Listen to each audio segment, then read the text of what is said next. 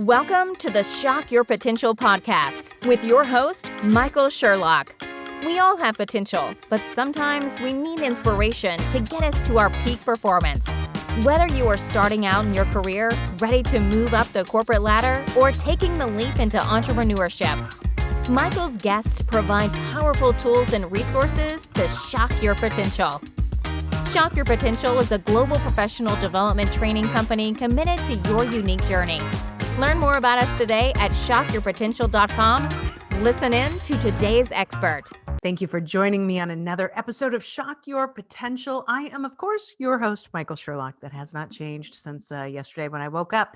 And all month long, we are talking about Mindful May. And that involves also taking care of ourselves, being a little bit more gentle with ourselves mentally. And, we've had some great guests on so far this month, but I know this one is not only going to help us to take a look at, kind of resilience. Definitely, we're going to talk about that. But we're going to actually have, I believe, just a slight wee bit of fun. So my guest right now is, and he's already laughing because he knows. So Dr. Steve Yacovelli, AKA the Gay Leadership Dude, which is trademarked, by the way. Trademark, yes. And I can't wait till I tell you a little story about that. He's the owner and principal of Top Dog Learning Group, LLC. It's a leadership, change management, and diversity and inclusion consulting firm. They're based in Orlando. You all know that I'm planning to get to Florida to live there at some point in time. But he also has affiliates whom he calls Top Doggers throughout the globe. So Steve and Top Dog provide guidance and solutions in leadership and organizational development, change management, as we said before, diversity and inclusion consulting, instructional design, custom e-learning creation, and probably 10 other things. I think he doesn't sleep. And if he does, I bet he's coming up with new ideas. So he's done, many things that I've done, like keynotes and facilitating leadership development programs, but he's had some incredible clients, many Fortune 500 companies like Walt Disney Company, Bear, Accenture. He's provided one-on-one coaching experiences for groups like IBM and Convestro, the Public Library Association, and he's also worked with people like Tupperware Brands Corporation. So, he knows how to put a lid on it. So and before we get to the basics of this, I also want you to know that he is an award-winning and critically acclaimed author of his book, Pride Leadership, Strategies for LGBTQ+. Boy, I can't even say all the letters together. That's okay. It's a lot of letters. In front of me. It's a lot of letters. So let's see if I can do it right. Pride Leadership, Strategies for LGBTQ+ professionals to be the king or queen of their jungle. And it came out in June of 2019. The last thing I just really want to say is, what we're going to talk about a lot of things, but, having a guest that is really absolutely focused on inclusivity and diversity. It's not just a catchphrase. I think we think that, right now that the world is just grasping with this idea of diversity and inclusion, but this is really a part of who we need to be as people and how we not only help each other, but we help our businesses thrive and grow throughout the world, because guess what? We're kind of a diverse world with lots of different people. So joining me is my new friend. I already feel like I know him. Dr. Steve Yacovelli, Hello, AKA Michael. A Leadership Dude, trademark. TM, the only one in the world, at least in the US legal system. Yes. And as I didn't say too, as I told you before we started taping, I loved it every time I got the pop-up, notification for this email. I'm like, I can't wait to meet the Gay Leadership Dude. Yeah.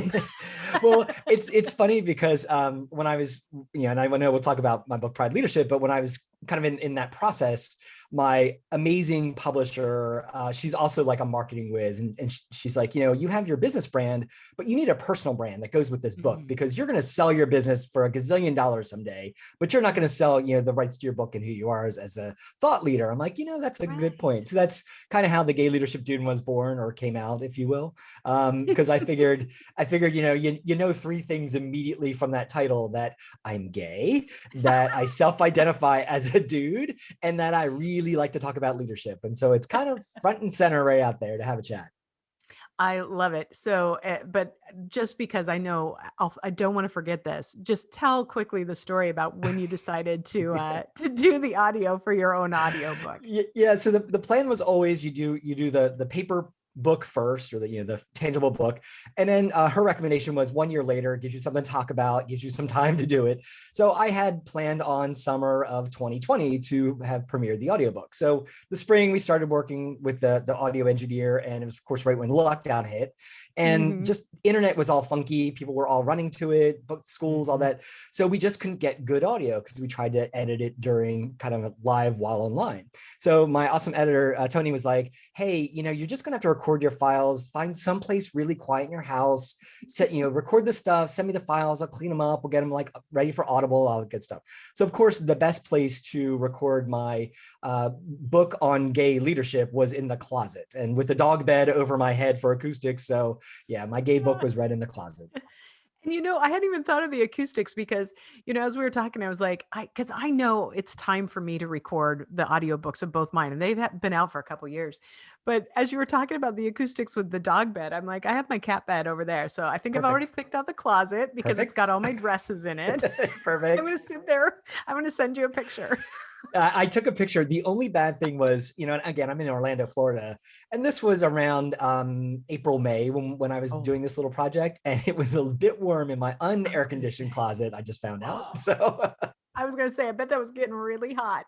Then you can say, it's getting hot in here. Oh, I'm not going to sing that. So why don't you sit by your clothes? So, throw all your clothes out. No, they're acoustics. We need it all. There you go. I know, we got it down. Well, you know what, Steve, I gave a couple highlights to your bio, but tell us a little bit more about you, Top Dog Learning Group, and how you help your clients to shock their potential. Yes. So, again, Steve Yacovelli, he, him, and his are my pronouns. But I like to think of our top doghouse, if you will, sitting in the center of three kind of different but insanely complementary areas. We play around with, of course, leadership and organizational development. We focus on diversity, inclusion, and creating a sense of belonging in the workplace. And then we play around with change management and resilience. And if you know any of those topics, you know that they're gorgeously threaded together. And so we try to sit in that center, and how we play in those three areas is looking at things like you said, formal training classes, whether that be virtual or in real time. Oddly enough, my doctorate's in instructional technology and distance education. So the world of Zoom and all that fun stuff is not foreign to us here at Top Dog. But doing some coaching sessions, both group and executive. We have a bunch of off-the-shelf solutions that we share with clients, and some straight-up consulting. And as you said, we typically play with the big dogs, no pun intended, usually larger Fortune 500. I know I've done this before. Usually larger Fortune 500, as well as large not-for-profit folks out there. And that's kind of where we stay. We also do sometimes focus on those smaller, mom and pop, or mom and mom, or pop and pop shops, however you'd like to do that combination. And of course, as you said, through sharing my story with Pride Leadership, through playing with all these leaders over the past 20 blah blah blah years, really been able to kind of shock people's potential by helping them put that mirror back on them to see how much of a consciously inclusive leader they are, or they could be, if they kind of think about things in a little different format. I have two questions for you. I mean, I have a ton of questions for you, but just right off the top, just, when we started, I think it's been in the last 2 years where we really started seeing people use their pronouns. And I, it was really kind of a shocker to me because I guess I'd never really thought about it, but it makes a lot of sense. If people identify in a different form, different gender, then it gives you the opportunity to say that. But do you think, I think when it first kind of became to be a norm, and like you go to meetings and things and you could put that on your name tag, for instance, at a conference, but do you think that's really sticking? Do people are people really using this on a daily basis, and is it making a difference? Well, it's a great question. So what it does is it normalizes the conversation of pronouns. Pronouns are insanely personal, just like your name is. And so what we're doing is by putting it out there, as you can see for those watching, that's in my Zoom, it's in my email. At every presentation, every keynote I do, I always just quickly say my pronouns, he, him, and his. I don't make a deal out of it, but I put it out there, and it normalizes it for the general population. But for my trans brothers and sisters in the audience, it is a massive little flag that says, I'm an ally, I'm here to support you, I see you, I love you, and there's that. And that's kind of where it goes both ways. So it really is that sign. It's much like in physical spaces where people will put, say, this is a safe space. They'll put the little rainbow, hey, I'm an ally kind of thing. It's kind of that way, except maybe in a different format, showing that I'm an ally and a place of support and honoring your authenticity in the workplace. And we can all do that just to be more inclusive. I never thought of that. And I think that's really important. So, I just haven't done it just because I don't know, I haven't thought about it that much. But I do see that, in areas for all of us, just the subtle ways to show that we are more inclusive thinking anyway is great. So that's really impactful. My second question is more from, just a total like envious standpoint is, how did you get to work with all these incredible companies? Are you just like totally dialed in, or did you, just start at the bottom and keep going up till you found one that, said yes? Yeah, it's I've been really, really lucky. So Top Dog's been around as my full-time gig for 13 years. A friend of mine and I actually started it in 2002 as a part-time kind of side hustle when we were at Disney Cruise Line. And so, we kind of got to meet different folks throughout our journey. And, I went to IBM for a couple of years as an internal consultant. I was a professor for like a hot minute after I got my doctorate.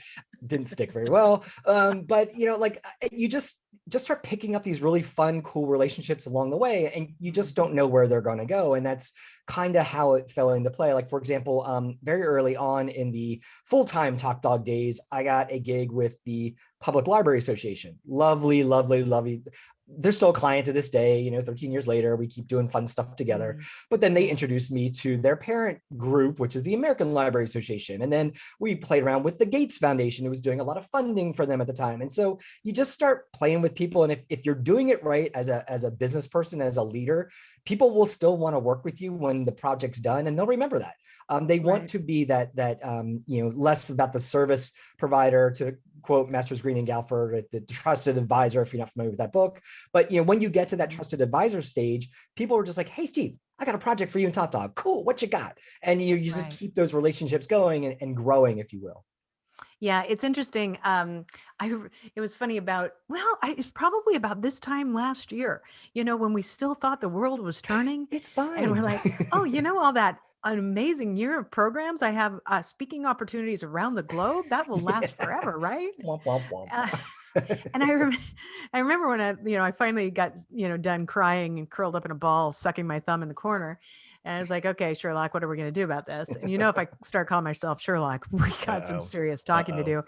And I realized that although I had been very good, for instance, at getting recommendations after I did a speaking program, and I put that like on my speaker bureau profile and things, that I hadn't been very good about updating things on, for instance, LinkedIn. That's where my biggest following was. And I really made this massive effort to go back and connect with some of those people and say, hey, as you know, things are, interesting right now. And I would really love it. Remember this email where you told me how awesome I am? Could I just copy and paste that and put that on my website or my speaker bureau post, and then we'll put it in LinkedIn? And they're like, yes. And just reviving some of those longer term connections open some doors again. And Absolutely. that, sometimes we're so, eager to move on that, that we lose sight of some of those relationships from the past that really, if you nurture them the right way, they will continue to feed you either through referral or increased business. Yep. Yeah. Much like so many other people, really hit hard. I mean, so what we typically do at Top Dog is we have a handful of pretty darn big clients, and we are the leadership vendor for them. And so we book that pretty much by February of the following year. So most of my year was already booked come February 15th. And so I had my Top Doggers all ready to go, and we're knowing where we're heading in the country and such. And then of course, all of that went away. And despite having a doctorate in this stuff, this distance learning, I didn't have a lot of online things that I offer clients. I didn't need to. And so it's just like, oh crap. So, but it was for me, glass half full, the push that I needed to think about how can I help people differently than I had been. And I've kind of liked that opportunity. Now, granted, I did sit in the corner and with my thumb and sucking it and saying, hey, Yacovelli, what are you doing? I get that. But it actually turned out to be one of our best years ever. And what I liked about it more so is that it forced us to diversify in a very, very different way. And, kind of like you, I had my keynotes all set to go. I said, you know what? I have some cool software like this stuff I'm doing here where I can do this virtual. I can still engage you. It's not a big deal. And people are like, all right, we'll give it a shot. And aren't they now calling me again this year to say, we're still virtual. We want you back. I'm like, okay, that's cool. And it is, I think, when we get out of the other side, whatever that looks like, I think there's going to be a lot of really cool blessings in the workplace, especially about being inclusive in so many senses of the word and how we approach work and getting work done and connecting. And I'm excited about that. You're absolutely right. And you actually just reminded me of one other thing. I've had a number of great blessings that has come out of this also, including for so long, I'd wanted to develop an app because I knew that I wanted to connect with people after I got done on that stage. You've got 1,000 people who love you. And then, the next speaker comes up and they love that person too. They love them too. And I wanted to be able to say, hey, download my app. It's free. And, we'll stay connected. So we finally did that. But one of the things that what dawned on me, it like woke me up in the middle of the night about not 6 months ago, about 3 months ago. We still haven't figured out how to do this perfectly, but my team has been testing it. With a lot of the video things that we do in all of our kind of online courses, or even our like a motivational thing, is to caption them. And I hadn't been captioning. And I have a number of people who are hearing impaired to some level. And just that captioning, we haven't gotten it to where I'm happy with how it looks. So we're almost there. But, I had somebody reach out to me who I've known for several years, and she said, thank you for finally doing this, because some people do, but not enough people do. And it makes a difference for me to be able to fully understand a message, even though through my hearing aids, I can hear. I can't always understand, but then that fills in the gaps. Yeah, it's a great point. And I too have always kind of gone the captioning thing, and two things have happened. One, I started doing it not just for, people who are differing in their hearing ability, but also because I work with so many folks where English is a second language. And I know, having lived abroad and being forced to translate in my head, it's exhausting. So I'm like, if you can get it whichever way you like, audio or visual, have at it, friend, go ahead and do your thing. And then as I started to do those things and put them on my website, then my marketing friends are like, that's really good for SEO. I'm like, SEO what? I don't know that. And I'm like, oh, that does make sense, doesn't it? So there's that added benefit to you in the background as well. Yeah. And it is important. I mean, inclusivity and diversity means a lot of things. And it's important that we keep our awareness to as many as possible. Like I said, we still have not gotten this right yet with my company, but we are very close. And I think it's just great to start the dialogue about how we're all trying to make sure we're taking better care of each other. Yeah. Allyship is a massive thread throughout all of my conversations in whatever we do at Top Dog. And we just launched a year-long leadership program for a client. And it was really, really exciting to watch. So I kind of like, this is the great thing about Zoom. I could just jump from room to room with my top doggers doing their thing. And I'm not checking up. I'm just there to support you. They're like, no, we totally get it. And it was so fun to watch them engage in these different technologies. And, it's talking about being an inclusive leader. And I'm like, this is awesome. So I'm excited because it's also getting different reach within their own respective businesses, because there were people in the room from different divisions, different countries, and they're like, wow, I wouldn't have been able to meet this person because budget's tight. I'm not always able to fly down to XYZ place to go see these classes. So I think it's really exciting. Yeah, I keep thinking as you're talking, and just even getting people from one business in the same room together, that not only maybe they don't see each other often, but they don't really think about how the business of the other person may impact them. And I have this great story. I was leading a very, very large team. We were going through a massive restructure. And so I ran the sales division. And so you always have this kind of love-hate relationship between sales and marketing. Exactly. And So my sales team, one day the phone just starts blowing up and I see emails coming in. I'm like, oh boy, I don't know what's happened, but let's take the first call. And I got people going, what's marketing trying to do? They're screwing us over. And, well, turns out probably like 95% of ads that went out to 500 clinics in the US were all screwed up. They either had the wrong dates for promotions, they had the wrong phone numbers, the wrong addresses, the wrong details. And so here's my team, like, they're screwing us over, blah, blah, blah, blah. And I remember just thinking, okay, how am I gonna, how am I gonna handle this? And so the first question I started asking people is, do you really think that someone in marketing got up today and said, you know what I'm gonna do? I'm gonna screw over the sales division. Yeah. Probably not. They're like, okay, well, maybe not, but they screwed it up. I'm like, okay, so yeah, it got screwed up. What's our role in it?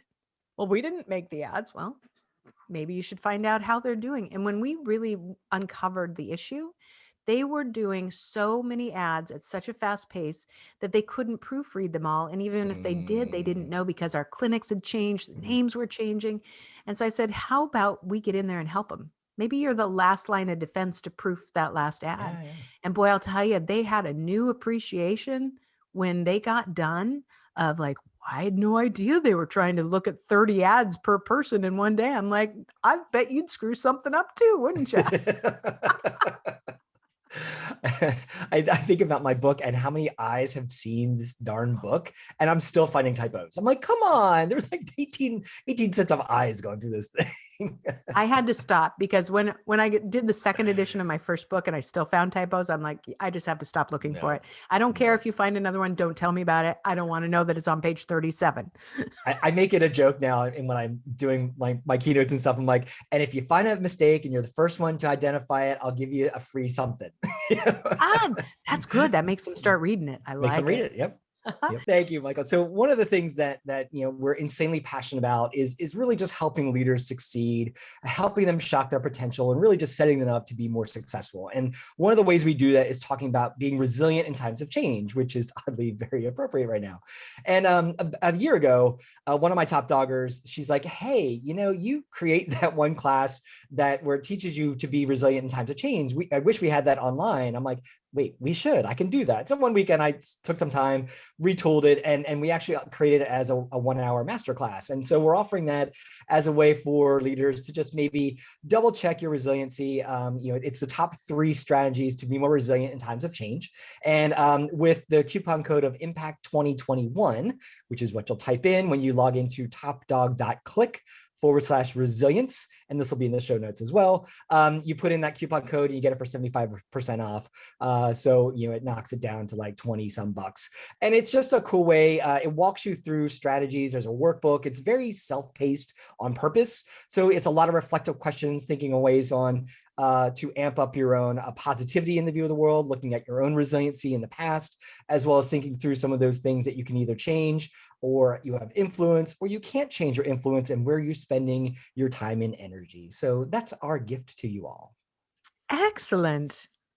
I'm going to still pause because then we'll actually put in some another in there, but that's such a great, I'll insert in right before. So here we go. So we are back with Dr. Steve Yacovelli, AKA the Gay Leadership Dude trademark. I just love adding the trademark in there. It makes me so happy. My lawyer likes it too. I know. I love it. I need to trademark something just to have it. In fact, everybody keeps asking me, why I haven't trademarked Shock Your Potential. Yeah. And my answer is mostly because I'm too lazy. But it is on the agenda because, this year, my primary objective is to become a certified woman-owned business. Yay. Awesome. We are almost done with the process. By the time this airs, I should be done with it. So Awesome. then the next thing is the trademarking. Yeah. No, and minority-owned businesses, it is an arduous task. I mean, I'm LGBT certified owned business. And I remember when I was going down that path, I'm like, come on, do I just show you like my marriage license to my husband of 23 years? They're like, it's more in depth than that. I'm like, okay. So, it's a process, but it's worth it. It's totally worth it.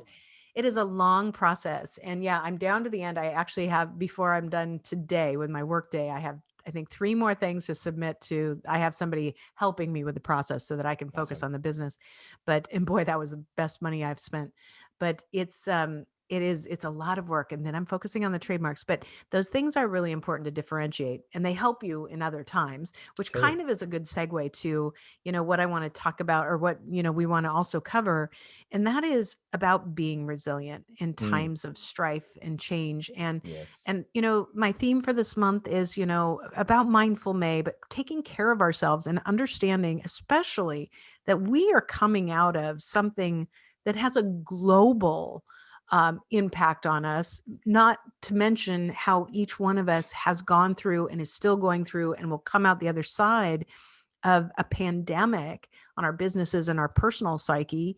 Hmm. But I know that you have some material specifically to dealing with resilience. So can we talk about that a little bit, about, how we can help, my listeners and viewers to, embrace some of those concepts of resilience? Yeah. So one of the things that and so I kind of cut my teeth in the whole change management thing when I was an IBM consultant. I was a change consultant, and that's where I started trying to understand the human effect of changing things, and really it boils down to our cave selves, and it's a safety mechanism. So people are Mhm. less comfortable when things get mucked up and changed than some others, and so you kind of have that Mhm. going on in your own kind of programming, and so we all go through cycles. There's a whole bunch of models out there about the process of change and how humans go through it. I'm a big fan of what's called the 4 rooms of change model, where it's like you start off with complacency, and I always, if you remember the first Lego movie, and there was the song "Everything is Awesome," that's I kind of love what's that song. playing. Yeah, I love that movie, but that's what's playing in the background of the. It's like complacent. You're like, it's whether you're a business or a human. You're like, no, everything's cool. I don't need to change. There's also like the sun deck of complacency. You're just like, while change is starting to happen around you, you're like, oh, rats. So something triggers that, maybe you might want to think about a change. And then you move into what's called the room of denial. And, denial is like, oh, yeah, that's a change, but I don't need it. That's not for me. Yeah. My business is fine, says Kodak. They'll never really do digital photography. We're fine. The denial thing happens. Sometimes you can even get stuck in the, Oh, yeah. back in the dungeon where you're just like, la, la, la, la, la, denial. But Yeah. then something triggers that, and you move into the next room, which is the room of confusion. And I often say in my sessions, it's the ballroom of confusion, because these rooms are not drawn to scale. And so Yeah. this is where most organizations, most people hang out when any change is happening. They're very confused. This is why we have communication strategies when we're doing a more formalized change management thing. But eventually people can do one of 3 things in that room. There's an exit door where they're just like, I'm out of here. And they escaped the change, whatever that is. There's a sub basement to this room, which is the pit of paralysis, where it's just like, I'm Yeah. so confused. I'm just doing nothing. Yeah. Or you move up to the next and final room, and that's the room of renewal. And that's where it's like, a lot of times you hear people saying like, oh my goodness, now that we're on this side of it, why didn't we do this before? And Yeah. so so when I explain that, and that's one model, like I said, there's a whole bunch of other ones out there. I just like that one because it's succinct, it's proven with some really great research. But the concept of going through those rooms, in this model, everyone goes through that room, those 4 rooms, but the speed in which I go to, that's what we call resilience. And Mm. so I'm always going to start in that room of contentment. The end of February last year, friends, we were all just like, yeah, this is going to be a great year. 2020 is my year. And, we didn't know. And then all of a sudden we started moving into that room of denial, didn't we? Like, Oh, oh, yeah. it's going to go away. It's just going to be in Yeah. that part of the world. And then suddenly we are, and are, I think still are for the most part, in that massive room of confusion. And Yeah. so those people who got there quicker, that's resiliency. Those who are actually kind of on their way to that room of renewal, where it's like, you know what, I can see the end, maybe not there Yeah. yet, but I can see the end. I can see the glass half full on what happens when we're over there. This is some of the stuff that we can kind of play around with. So as effective leaders, we want to be mindful of this particular process, or whichever one you prescribe to, and help those along the way, and also be Mhm. mindful of your own self and where you're Yeah. at. I've said to folks during COVID that, if you just made it through the week and that's it, fantastic. That's where you should have been that week. If you're, oh my goodness, I Yeah. finished that week and I did these 28 things and sold these 2 blah, blah, blahs, fantastic. Awesome for Yeah. you. But we don't all need to be in either one of those spaces. Yeah, that's so good too. I think about, even the first few days where, throughout my career and my entrepreneurial journeys, I've had a home office. So if I'm not here, I'm on an airplane, I'm in a, Marriott, I'm on a Delta flight or whatever. And my husband, if I was home, worked in an office a mile away, walked to Yep. work. So the first week that he was home, I felt this like incredible, like, what are you doing? I mean, he'd come down. I'm like, what are you doing? Like, why are you here this is my basement of solitude, Yeah. This Yeah. this is my space. And I remember this feeling of, is it going to be like this forever? No, it's only going to be 2 weeks, right? We're going to do 14 days till flatten the curve or whatever. Okay, Yeah. it's going to be a couple months. Then I'm like, oh my Yeah. God, this is going to be at least a year. And then you're like, oh my God. But somewhere around like week 3, we started blocking off our calendars to have lunch every day. So nobody gets a meeting in at noon. I love And it. it became this thing that I wanted to protect. And Yeah. I think since all of this has happened, I think we've only had it interrupted like 3 times. And I'm annoyed when I do, because I'm like, and many times we can adjust our calendars so that we Yeah. can have it another time. But, it's one of those things where you say, I didn't want this. I didn't like this. This was not my norm. But wow, there's something in this that I found really Yeah. valuable. And when he goes back to the office, I will miss that terribly. Yeah. Yeah. It's so funny. My husband and I had this conversation last night, and as we starting to talk about, oh my gosh, I can see the vaccine thing. It's a coming at some point, Yeah. and so I asked him, I'm like, so are you going to go back to work every day? And he's like, I don't Yeah. know. And I'm like, because we get along quite well, and we set up the guest room as his office, and we'll meet in the break room and sexually harass each other, like, hey, how you doing? It's been really fun, and I've not had a problem with that, and I will miss that as well. But I also feel very fortunate that, I know some people are in smaller spaces and are on top of each other, and they have kids trying to homeschool behind them. And so, oh my gosh, I can't either. And so I think about that in the veil of being an empathetic leader, which is one of the 6 competencies I talk about. And being an empathetic leader now more than ever is so paramount for not just people's survival, but you're fostering trust when you do that. And that's absolutely. the golden rule, as you well know, of leadership effectiveness, is you foster trust. And so if you can do that, fantastic. But yeah, I agree. It's going to be interesting when COVID is a different experience, whatever that means, and what that goes back to. I know we carved out the mornings. I don't take any meetings before 10:30 now, and we make sure to do our little backyard boot camp. We're in Florida, we can do that, and it's just and our dogs go crazy, and it's kind of funny. And so it's like you have goat yoga, we have like doggy boot camp, and so they're always barking and doing their thing. So I appreciate that. But you're right. It's about finding those moments and giving ourselves a break for the tough days too, because there are tough days, and there are days where, especially with entrepreneurs who are like, I don't know how I'm going to make it. Many haven't. Many are barely holding on.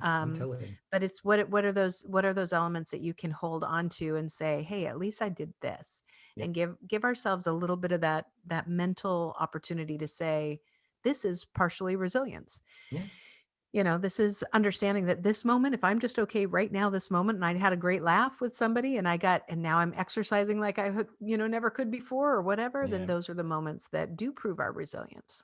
Totally agree. Yeah. And it's, and as I said earlier, the core, or one of the best strategies to be resilient is a positive view of the world. And it's not like, to quote my former boss, oh boy, everything's great. It's not like those rose-colored glasses kind of thing. It's that, and one of my favorite kids' books is Alexander and the Terrible, Horrible, No Good, Very Bad Day. And I often say in these workshops that, even in those terrible, horrible, no good, very bad days, if you can sit there and identify just 5 things that went well, and it could be big or small, like I had a good laugh with my new friend Michael on the podcast. Tick. I just came out of launching our leadership stuff with a client, and my husband had made me my little lunch, and it was sitting in the microwave. He's like, I gotta go to work, bye. I'm like, oh, cool, check. And it's those big and small things that if we can count those up, it really helps us see that glass half full versus half empty. And that's actually a fantastic strategy to be more resilient in times of change. I agree. Oh my gosh, we could talk forever and just feed off each other's positivity. I know.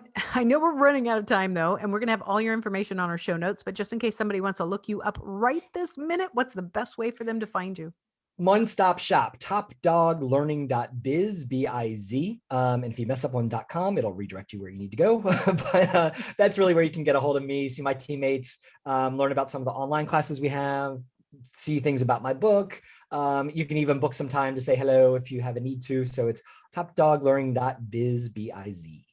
Love it. And before we go, do you have any last words of wisdom or pearls of advice for my listeners and viewers? I do. And you know, I love that this is called Shock Your Potential, because if you reflect back, I mean, we've all been shocked, whether we liked it or not. Mm-hmm. But I challenge everyone who's listening is to think about what are the positive things that have shocked you over the course of the last blah, blah, blah year that you wouldn't have found otherwise. For example, I haven't worn pants since March 13th.